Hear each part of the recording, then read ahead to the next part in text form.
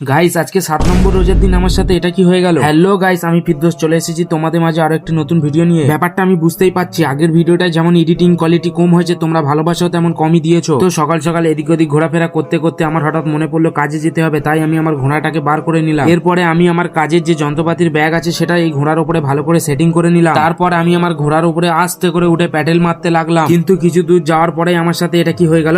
ভাই তো তারপরের ঘটনা তোমাদের সঙ্গে আর নাই শেয়ার করি। এই রোজার মধ্যে রোদের মধ্যে কাজ করা যে কতটা কষ্টকর সেটা যারা কাজ করে একমাত্র তারাই জানে। গাইস কাজে গিয়ে আমার অবস্থা এতটাই খারাপ হয়ে গেছে যে তোমরা দেখতেই পাচ্ছ। কষ্টগুলোকে সাইডে রেখে ভালো করে রেডি হয়ে চলে গেলাম আসরের নামাজ পড়তে। তারপর এদিক ওদিক দেখতে দেখতে নামাজ পড়ে বাড়িতে চলে আসলাম। এরপর হঠাৎ আমার মনে পড়লো যে আমাদের ঘরের পিছনে একটা মাঠও আছে, যে মাঠে অনেকদিন যাওয়া হয় না, তাই আমি কিছু না ভেবে তাড়াতাড়ি মাঠের দিকে যেতে লাগলাম। এইদিকে অনেকদিন পর মাঠে এসে দেখছি যে পুরো মাঠ ধান চাষে ভর্তি হয়ে গেছে। এই দৃশ্যটা দেখতে যে এতটাই ভালো লাগছে সেটা ধারণার বাইরে। গাইস প্রকৃতির এমন রূপ কিন্তু সকলে দেখতে পায় না, যারা গ্রামে থাকে একমাত্র তারাই দেখতে পায়। সব থেকে বড় কথা হলো এর মধ্যে আমাদের একটাও কোনো জমি নেই। তো গাইস তোমাদের কাদের কাদের চাষের জমি আছে কমেন্টে অবশ্যই জানাবে। এরপর দেখলাম মাঠ থেকে কোনো একটা প্রাণী হেঁটে যাচ্ছে, আমি ভাবলাম বানর, তারপরে দেখছি এটা তো একটা কুকুর। গাইস আমি যে হাসছি এর কারণটা কি জানো, আমি ভাবছি এই জমি যদি আমাদের হতো তাহলে কত না বড়লোক হতাম।